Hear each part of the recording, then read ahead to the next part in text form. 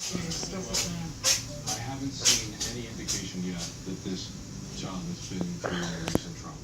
He seems to have gone into sort of playful mode, and the tone of it is completely off. Sister disappears in the middle of the night.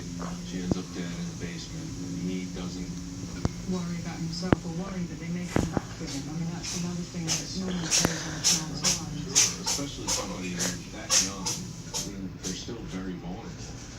He was in the house at the time and doesn't seem to be Concerned at all.